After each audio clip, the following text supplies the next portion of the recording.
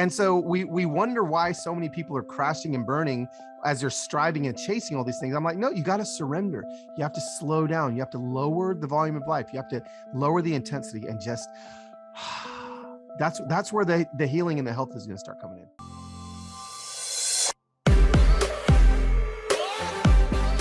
What's up, everybody? Welcome back to Couple Things with Shawn and Andrew, a podcast all about couples and the things they go through. Today we have Carlos and Heather Whittaker. Wow, what a treat this was. So I first came across Carlos, unofficially met him, when I started going to church here in Nashville like 11 years ago.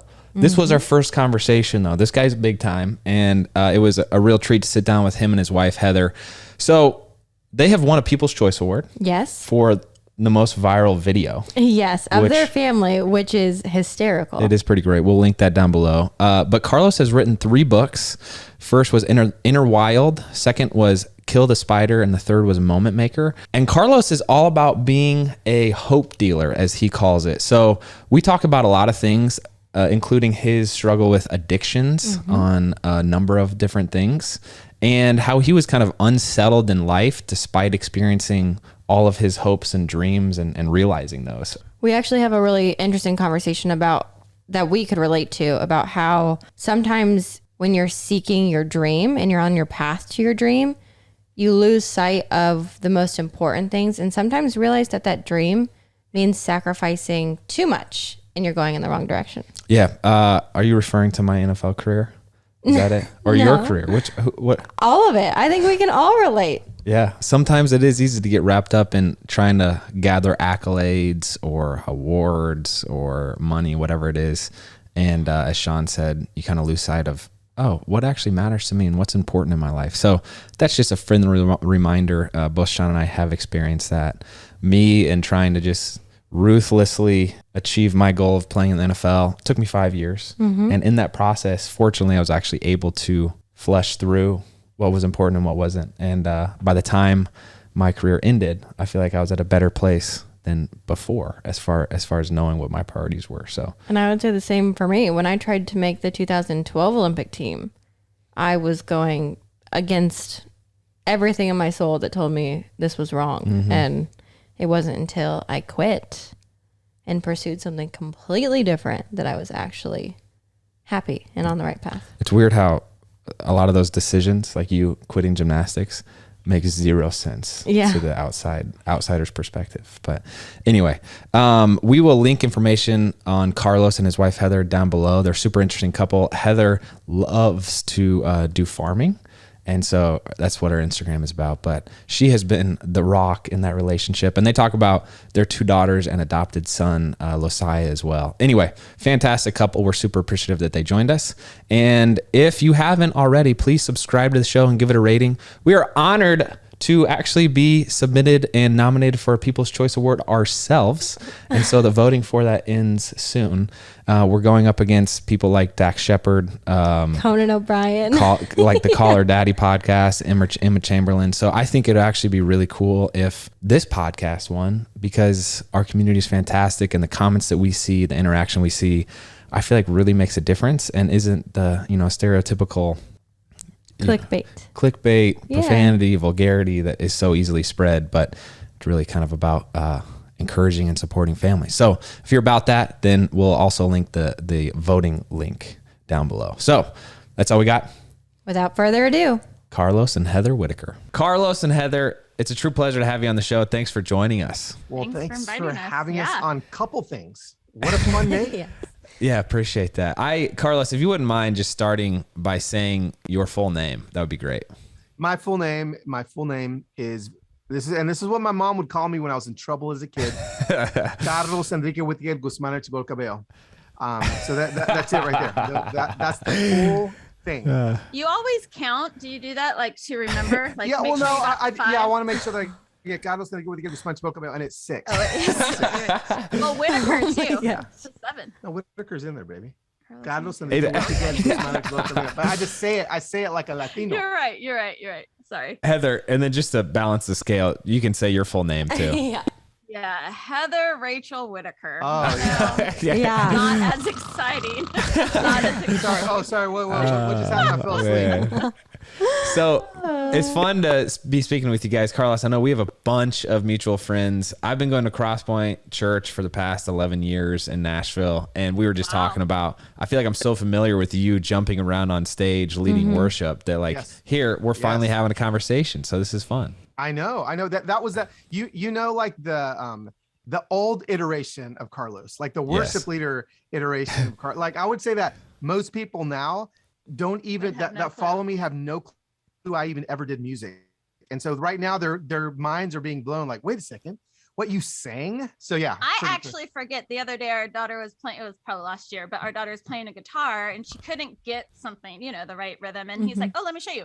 And I'm like, oh, I forgot you actually used to make money doing that. Did you try to forget? Was it because the quality wasn't good? You're trying to force that out of your memory, or he just hasn't done it in so long that it was just like, wow. I forgot. Well, she says make money. I didn't make a lot of money doing it. We were pretty broke. That is true. So, but definitely enough to keep the water on. Great. Can you talk about that a little bit though? Because we were reading within your bio that you basically had a massive career shift within your marriage. You moved to Nashville for music and then very quickly said, actually, I don't want to do that. I want to do something completely different. You know, and it actually, there were a lot of iterations in our marriage, a lot of conversations that we had that led to what I'm doing now. Yeah. We came to Nashville 2010, signed a record deal with Integrity Music, went on the road with Newsboys and John Mark McMillan, and you know, I was out there, man. I was doing it. I was grinding, and I was miserable. Like I was miserable. And you know, it's so funny. People come to Nashville to become rock stars, right? And to make it. And I realized really quickly that's not what I wanted to do. And it was Heather that constantly said, because before I was like a signed recording artist, I was a worship pastor at a church for a long time. But I had this blog. Now, for your listeners, or maybe you guys that aren't old enough to remember what the internet was like before social media, we had these things called blogs, and I would write on it every day. And I had like thousands of readers every day. And Heather would always tell me, babe, like, you're a lot better word writer than you are like songwriter. Stage, like in the moment, the people would connect with Carlos because he would actually talk to them, like within the worship set. He would actually like engage with them and explain worship. And those moments were where people connected, and he would always get compliments and like, wow, I really, you know, and that was like, that's what he does now outside of the music part. Yeah. So it definitely was, people were not being affected by my melodies, but were definitely being affected by what I would say between the melodies. And I started thinking, well, I wonder if this could be a thing. And so I wrote my first book, still kind of 1 foot in worship leading, 1 foot in speaking, in 2014. But then once I started speaking, I realized, okay, no, this is actually, this is the thing. And I've been doing it, you know, ever since. And, you know, it's definitely was the right career choice. So, well, Carlos, if there's one thing I know about you is that your enthusiasm is unmatched. So I don't know. I'd actually, Heather, I'm curious to get a peek behind the curtain from your perspective during that time where Carlos was pursuing this dream, and I'm sure you're making sacrifices to help him pursue that dream. Sure. But watching him do that and not enjoy it, I feel like there's some unique struggles to that, where it's like, you know, hey, I'm making these sacrifices and you're not even appreciating it, like to some extent, right? Yeah, it was quite the season of our life because I think we're searching for like meaning and validation and like our identity, right? And so he was thinking that his identity was becoming this signed artist, and yet that wasn't fulfilling it. So, you know, and I think you see so many people, you know, we have so many stories of hearing famous people searching, and you're like, wait, I thought if you made it, you're satisfied. And he just wasn't satisfied. And so it was such a hard place to be like, oh, but I'm drowning here at home and you're still, you know, searching this thing. And there is a season where you do have to allow a spouse to, or a child, people in relationship, when you see them going away that you're like, oh, you're just chasing something. You're actually not finding that that who you are place. You Let just have them. you just kind of have to let them. And, you know, and it was a hard season of letting him. But ultimately, you know, God was kind and walked him step by step through finding actually true freedom, which was what he was searching for all along. So true identity. Yeah. I am curious though, within that, Andrew and I have gone through that as well with football, with like transitions that we've made. There's always an interesting time within your marriage though, where Heather, you're seeing that he's not happy. And did that realization come at the same time for you guys? Or was it kind of this, balancing act of how do I get across to him that this might not be it, even though it is his dream at the time? Or in Carlos, did you realize it before she did? How did that conversation ever get brought up? In all of our questions that ever have been asked of us, that's never been asked. I So love that's this such a question. great question. What a good question. Yeah. Let's go, babe. Yes. It's so interesting because we got married so young, like, and we really grew up together. And now looking back, like, I wish I had the knowledge and the wisdom and the vocabulary even to understand some of the places that we were walking in and what was happening in those moments. But we just didn't have that knowledge, you know, and some of it is, you know, just in this psychology realm. Some of it is in the spiritual realm. Some of it is just in the life, you know, having more birthdays underneath our belt type of space. So I think for us, like, do you remember, like, we literally were back then. Well, I'm trying to think of like 2010. Okay. Like coming to Nashville. Like I was as unhealthy of a human being as I've ever been chasing. So it was kind of like a combination of it. So it's hard to like separate your question to his. Yeah, but I mean, to answer your question, for me, like I was so miserable, like literally so miserable, but there was this thought in my head, if I could just get to this point, right? If I could just get there, then that's going to give it to me, right? Then I'm going to have it. And then if I just have a manager, and then if I just get on a tour where I'm like, not the opening guy, but the second guy, then I promise, babe, and I promise kids, like, daddy's going to be healthy again. And and we're going to get there. And then I got there. Oh, no, if I just get, and then so I was in this cycle of being miserable, yet thinking that when I got somewhere, the next thing, right, was going to be the thing that gave it to me. And she's sitting there. What were you going to say? Well, I was going to say, do you remember, now you get to look back, but do you remember being miserable? Yes. I remember saying to friends at the time, like, I hate life. Okay. Like I remember well, I've never said that to you. Right. Right. But yeah, like in that season of seeing my wife miserable because of decisions I was making to medicate my identity crisis, right? So like I have an identity crisis, I go and I medicate with alcohol or porn or whatever it is. Then I'm medicating, which is wounding her, which is having her to medicate in some way. And it's just this cyclical pattern of unhealth and not realizing that freedom was actually so close. Yeah. We were just staring in the wrong direction, you know?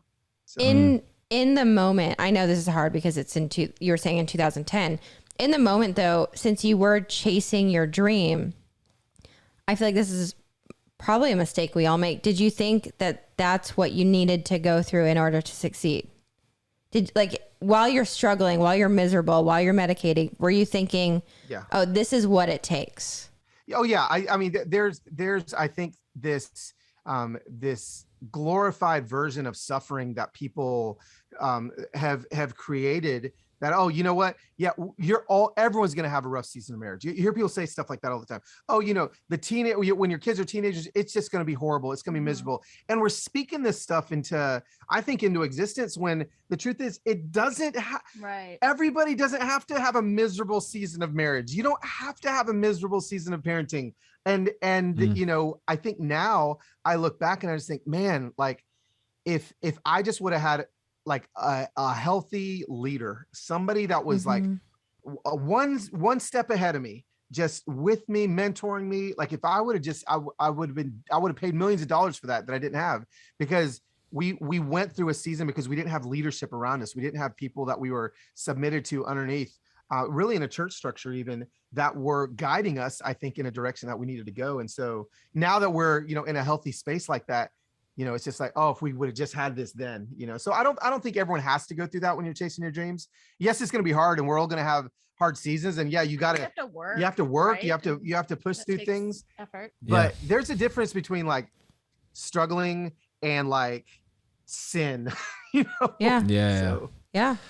Yeah. I think sometimes, like, say there's conflict between Shawn and I, it's like maybe it's like a coping mechanism or comforting thing where I'll be like, you know what, this marriage is tough, and everyone like I do maybe just tell myself, hey, this is normal, and there's something nice about knowing that my parents went through this, as well as probably every other married couple. But it's an interesting dynamic between you two, because Heather, it seems like, for lack of a better term, you're kind of the analogy that we've been told before is like there's a kite and there's a kite holder in a relationship where like one person is kind of like the foundation or like the rock, and the other person is pursuing whatever ambitions. And we've been taught that switches. It can switch daily, or it can switch through phases of life. Yeah. But Carlos, you've been the kite through these phases that we've heard about, and Heather, you've been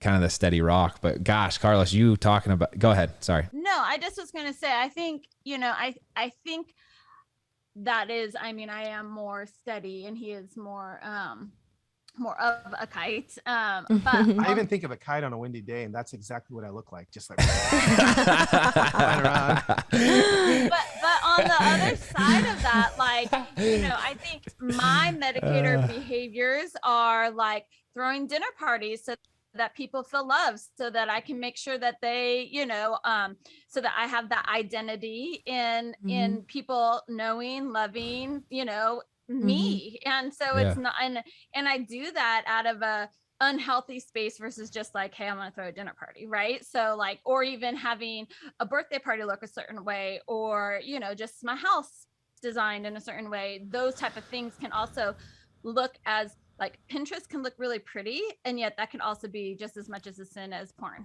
so I think you have to understand where your root is, like where you're coming from and why in certain situations, because it may look like I'm more of a solid rock, which yes, I am. But it's just, it could also look like that not be. And also, I've been trying to do a better job at this myself, understanding that the different, like, a rock is not better than the kite. Like there's pros and cons to both. And in this situation, and they're both needed. Yeah. 100%. Yeah. And it's like, it's kind of the sign of maybe like a healthy dynamic there, but you balance each other out in whatever phase of life you're in. And through that phase of life, well, two things I want to go to. You both have used the term medicator. Yep. And medicating. How did you come across that? And how do you now use that? Because I like how you guys are using that in the context of your relationship. Yeah. So I wrote a book in 2017 called Kill the Spider. And the book it's really simple, right? A spider is an agreement you've made with the lie, and a cobweb is a medicating behavior that brings comfort to the lie. So the problem in most people's lives in America or the world is they focus on the cobwebs. They clean the cobwebs. Alcohol, drugs, porn, affairs, throwing dinner parties, hustling, workaholism.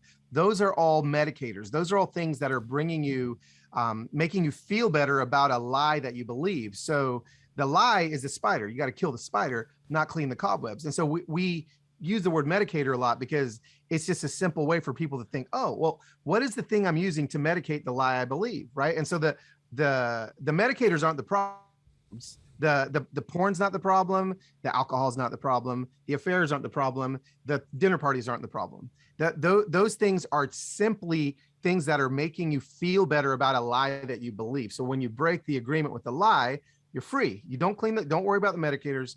Break the agreement with the lie. Find the lie. And so we use that term a lot, medicator, because that we try to help people very quickly get past. Actually, that's not the problem.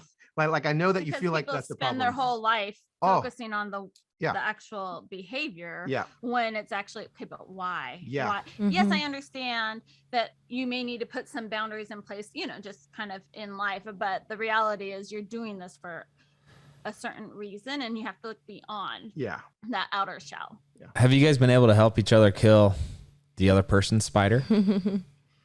Yeah, I mean, definitely. We've, when it left, I would say 2017, Kill the Spider came out. I was really, it was really, I think, a good tool helping people find their spiders. And I gave 1 or 2 ways to kill it, even though the book was called Kill the Spider. Probably wouldn't have sold as many if it was called Find the Spider.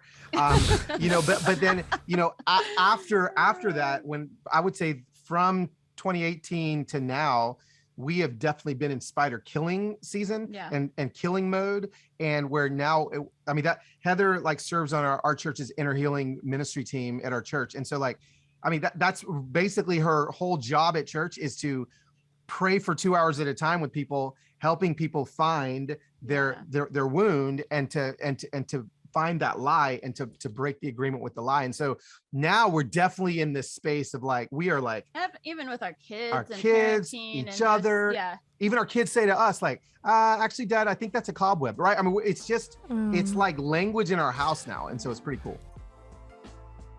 All right, let's take a break and hear from our sponsor, Home Medics. Now that we are a family of 4, crazy to think of, we are even more focused on ways to live healthier and make our environment healthier for our kiddos. We've upgraded the quality of a lot of things in our home, and our top priority has recently been our air. Babe, we're a family of 5, and the 5th, Nash, actually contributes to that air pollution, if you will. But the air we breathe is something we don't often think about, but it is literally the most important thing that keeps us all alive. So we got the best air purifier out there, and that's the Home Medics Total Clean Air Purifier. It removes up to 99.9% of airborne allergens, purifies rooms up to 343 square feet, and it is much cheaper than all of those other crazy expensive ones. And we learned that the air in your home can be up to 5 times dirtier than the air outside. Ooh. What? That just shows just how important having the Total Clean Air Purifier is. Plus, Home Medics has an A+ rating with the Better Business Bureau, so you can trust them with your family's health. I have also been sleeping so much better since we were using this thing, and it has a whisper quiet technology combined with the option to use integrated aromatherapy to really boost your sleep experience. And with the holidays coming up, it makes for the perfect gift for literally anyone. So whether you're dealing with allergies or looking to keep your family safe, we've got good news. Right now, you can receive a free filter with your purchase by going to homemedics.com/couplethings and using code couplethings. That is up to a $99 value. That's homemedics.com/couplethings using promo code couplethings. We'll also link it down below. Let's get back to it. At what point are you like, hey, I'm not qualified to help you kill this spider, and we need some outside help? Is there a signal for that, or when do you know? I think there was I don't know time, but there was a season where there was stuff kind of patterns that I was beginning to see in Carlos. So I was like, oh, there's something even he has what would you call it? You could say 1,000 things right now. Right. I don't know what to Oh yeah, like health anxiety. Oh, health and anxiety. So sometimes we'll be, and he'll be like, gosh, my cough just hasn't gone away, and I can see in his mind, he's starting to entertain different things, right? So entertain different ideas. And so, I will, in those places, hey, watch what you're saying, don't make any agreements, don't, be careful. And I'll kind of call that out. But then there are other times that I'm like, oh, no, because I believe God's really kind. And I believe that our life is kind of like an onion. So he takes us layer by layer, what place we can go to, right? And so he's going to continue until eternity, get us more and more healing. We're never going to be complete, right? So there's always going to be layers. There's always going to be places where we as humans need to actually forgive somebody, confess something, whatever that healing place he's going to draw us on or to. And so I think there are times that we may come up and he may have revealed something to us that's like, oh, wow, I don't even remember my dad saying that at that time, but I had this picture, I had a dream, and it reminded me of this time that blah, blah, blah, blah, like in your past. And those are the places that it's so easy, and important, I think, to go to outside help. Like, we can talk about it, and yes, we have the tools and the ability, and in our faith, like the faith, the God who doesn't need, a counselor to help him, right? But yet there are things that are just great to have other people's perspective, other people's eyes on it. That's why when he was saying, like, there's the prayer team that I'm on, like, it's so easy. I'm not in somebody else's fog. So it is so easy for me to hear things that they're saying, even in just conversation, like, so what brought you in today? And I could hear all these lies in their sentence, and they don't realize that they're saying these lies, or saying things about, like, oh, I'm all alone, like, they don't hear that they're saying those things, and I just pick up on it because it's not my narrative.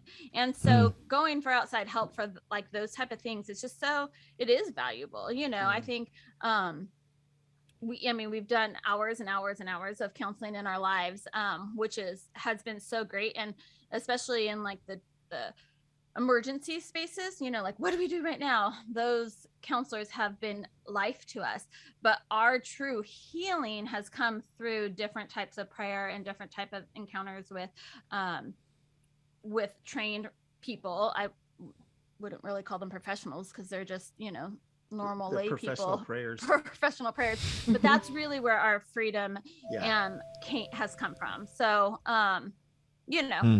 still outside help. How did you guys meet? Heather was 18. She was working as a snowboard bunny on a mountain. She wasn't a bunny, but I said she was snowboard. She was she lived on the mountain, like, snowboarding every day. She was working a chairlift. Me and some buddies.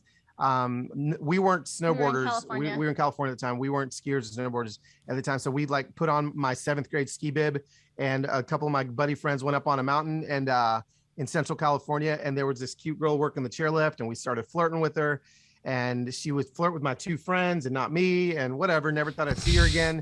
And then and then we ended up I ended up seeing her a couple weeks later. This is in Fresno, California, like at the community college, and then at church. And I kept seeing the snowboard girl all around town, and I kept at the time, like, I don't know if I was paging my friends. I don't know what devices we were communicating on, but I was like, dude, the snowboard chick goes to church, the snowboard chick. And I kept seeing her all over the place. Long story short, a friend of mine was like, hey, I'm going to go have coffee with my girlfriend, but she wants to bring a friend and I'm going to bring a friend. I was like, cool.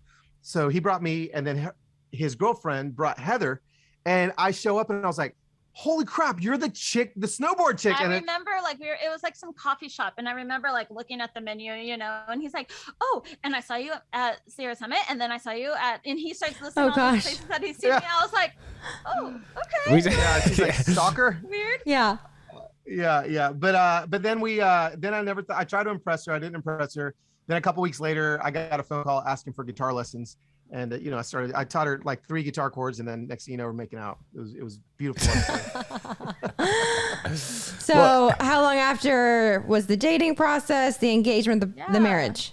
Yeah, we dated 3 years, right? 3 years. Again, she was 18. Yeah. When I met her, but moved down to Southern California from Central California to go to California Baptist University, and then dated there. And then I started a church there called Sandals Church. Were we married before that? No, we weren't. No. And then we dated for 3 years, got married. I was on staff at a church. Right. Oh, that's right. It was started there. I started working there. Yeah. And then we had all our kids there. Yeah. We adopted our son Losiah while we were there. Thought we'd be there forever in Southern California, and then made the move to Atlanta, Georgia for a few years. Worked at North Point with Andy Stanley for a couple of years, and then I've been in Nashville ever since 2010.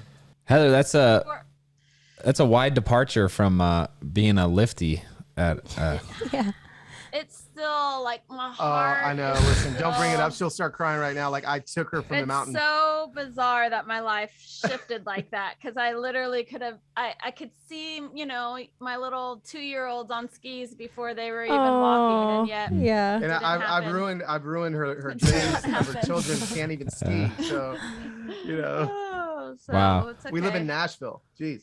Although we did go for the first time. My brother's an instructor at SQA, and he last year during COVID was kind of, a little more free. And so we took the family, and my kids thought I was the coolest. It was so fun because I've never seen them think that I was actually cool. Because Heather's like amazing. They were like, Mom, you are so cool. I was like, oh, thanks. That's awesome. Tell us about the adoption process for you. So I know you have 2 girls, Sohaila and Sienna. Sienna. Sorry, we named them hard names. I love it. Don't feel bad if you can't. So our oldest is Sohaila, our middle is Sayana, and then Losiah. So we have a 19, 18, and 15-year-old. So 1, how did the conversation get brought up? Yep. And then 2, what was the process like for you? Sure.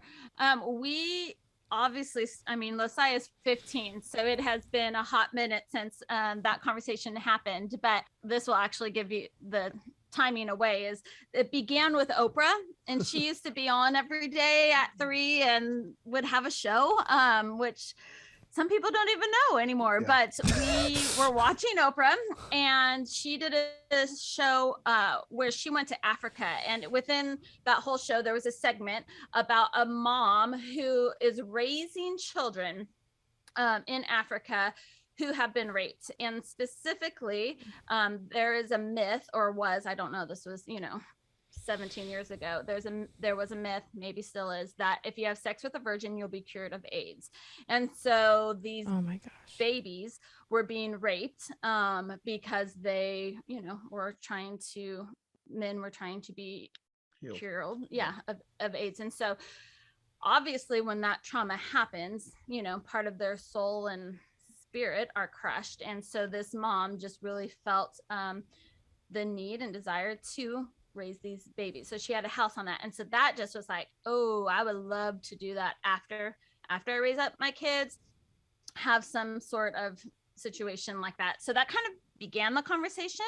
And then Oprah again had a segment with Lisa Ling, and she went to China and kind of exposed the crisis that China was having with females, little girls being dropped off everywhere just because they had at the time the 1 child rule. And so, boys were more valuable. So baby girls were being dropped off, and there was just an explosion in orphanages and all that stuff. So Carlos was like, China, I want a little girl from China. So we kind of were like, well, let's look into it. So we looked into it, and I was not old enough at the time. You had to be 30 for China. Africa, which was the country that I was kind of drawn to. There really was not, it's so funny to say this because now it's so big, but there weren't any, unless you went private, which we were 2 broke kids, a pastor, we didn't have lawyers or anything like that to understand how to do a private adoption. There weren't organizations over there where you could adopt from Africa. So it kind of began with, we found an organization that recommended. Again, also, it's so funny because the internet was scary. We didn't know what to trust. It was kind of new. We didn't know much about it. So we found a local artist, Stephen Curtis Chapman, who had adopted, and he had, we trusted him. And he had an organization that shared different adoption agencies. And so we kind of went through each one, and literally only one matched us, with where we wanted to adopt from. And so it literally 1 door opened, 1 country opened, 1 sex opened. So it ended up us being South Africa, oh my gosh, South Korea, and a little boy, because Korea believes in mixed gender families. And since we had 2 biological girls already, they would only place us with a boy. And so it was a 2-year process, and it just kind of was a quick, easy. Oh, it wasn't easy financially. It was very, very expensive, on a worship pastor salary and a small church plant. we did all the grants and, you know, fundraisers and did all the things. And we started with 61 cents in our checking account when we started the process. And in our savings. Yeah, in our savings account. And we there's probably only like 67 cents in our checking account too. So we ended up you know, adopting Losiah. We got matched with him. We went to the whole thing's on YouTube, on our YouTube channel. Like when we went in 2007. It was, I think 2006. I think YouTube was like 6 months old, but I created an account and I put all of our videos. There's like 10 hours of video. You can watch our whole thing. He's so good at editing videos, but you can see where he started because these videos are so long. They're so long, but it's fun to go back and watch. Fun, all the details. and to see. But yeah, you know, and a lot of people, you know, nowadays adoption's a big thing, right? Everyone talks about adoption, foster care, all these things.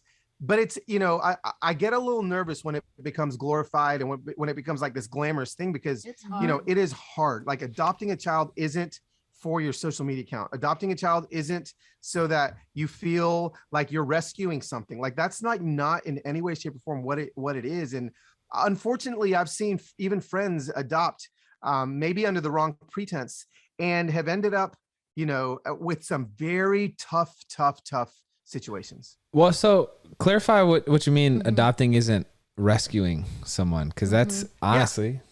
Yeah. That's what I think there's you have to be careful. You have to be careful between rescue and care, right? So like scripture tells us that true religion and true worship is to care for widows and orphans. Okay.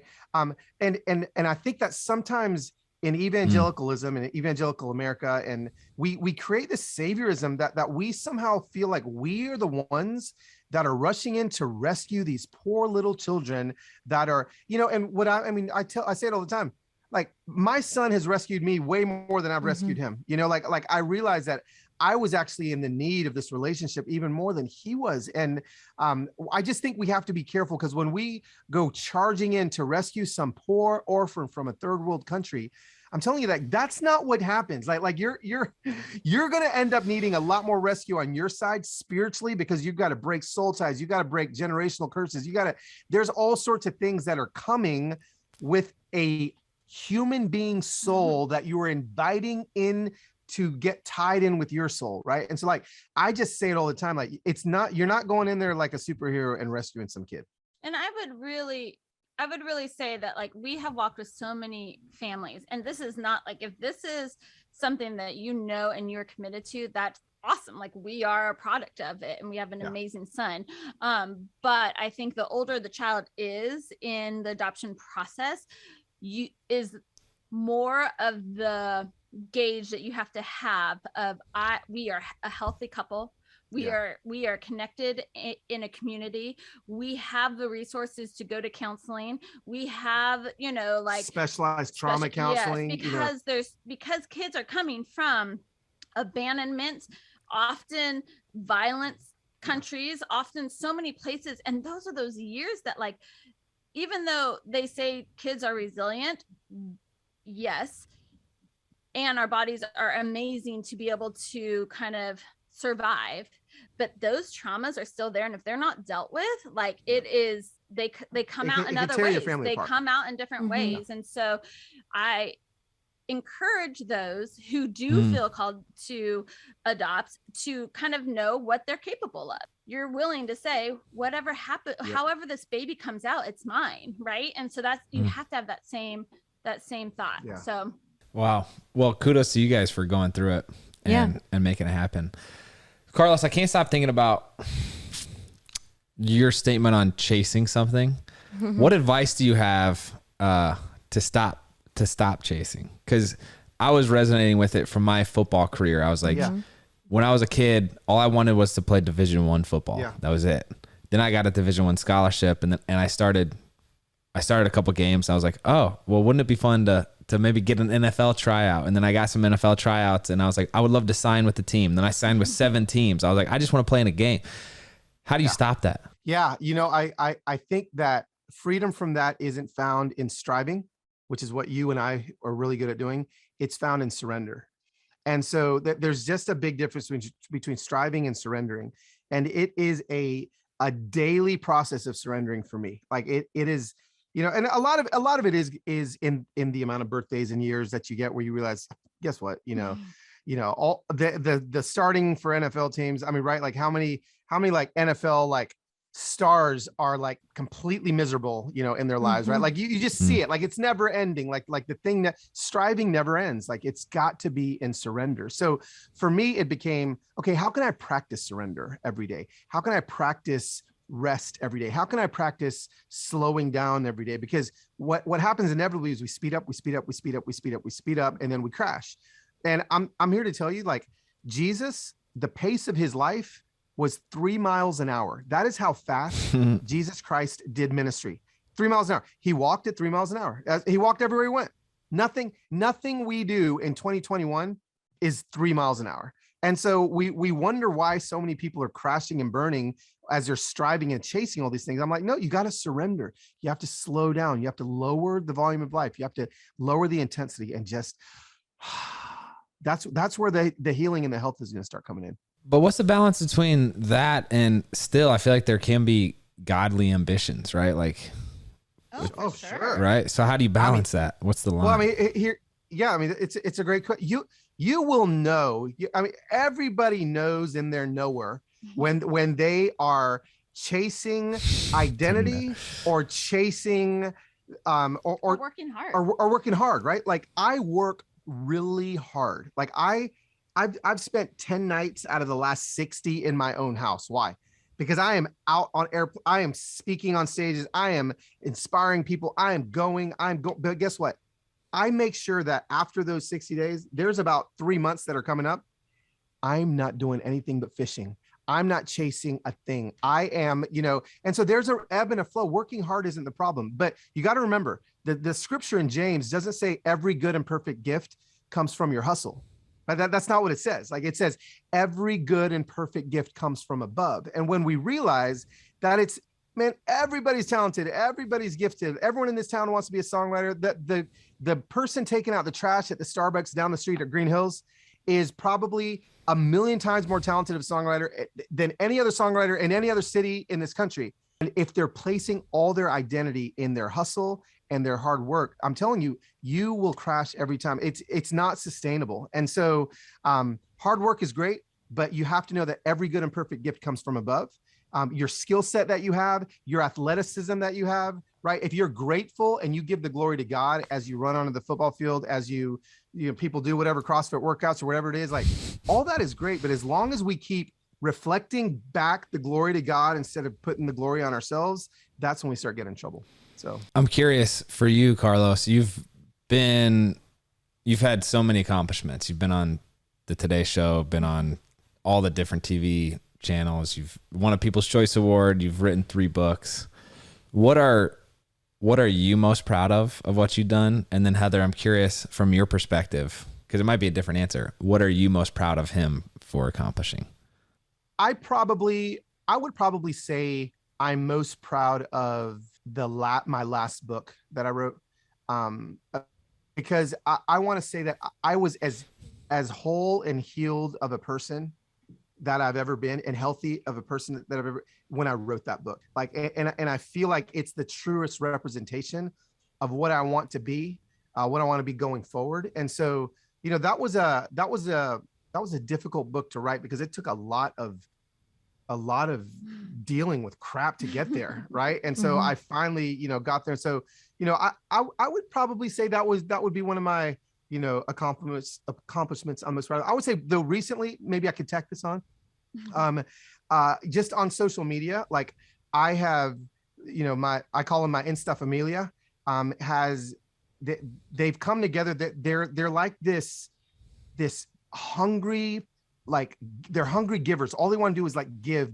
And so, we've raised almost $750,000 on Venmo and PayPal alone in the last 6 months, just for random strangers. So it just shows the power of like, and people are blown away when this happens. Like I'm going to launch one this afternoon, and I won't be surprised if in a few hours we raise $50,000 for this poor woman that lost her husband and her baby in Maine. And I have the story set. I'm going to share it, and my people are hungry to give. And so I'm really proud that I've got this community of people that all vote differently, believe different things, coming together to help other people heal. So that's kind of something I'm proud of. There was a guy who we were at a retreat of influential. Yeah, good word. Influential Christians, right? And he was talking about having problems because he had a brain tumor and all these things, and had surgery and just all the aftermath of it and all the problems and symptoms and stuff. And in the middle, Carlos was like, well, let's just pray for you. And he did. And 2 days later, the guy called and was like, dude, after you prayed for me, like I've had 0 symptoms. Like I even had ice cream. I haven't been able to have ice cream because it would trigger and blah, blah, blah, in years. And I had ice cream, no problem. And even that was in June. And we texted him just this last week. We're like, hey, just checking in on you. How are you doing? He goes, totally symptom free. And he was so weighed down with all the things. And I'm just so proud of him when he steps into those places of just hearing God and saying, why aren't we praying for him? Why aren't we doing this right now as a community? And so those places where he sees the individual, where he just really connects, whether it's through prayer, encouragement, or challenging somebody, just kind of those unseen places are where I'm most proud.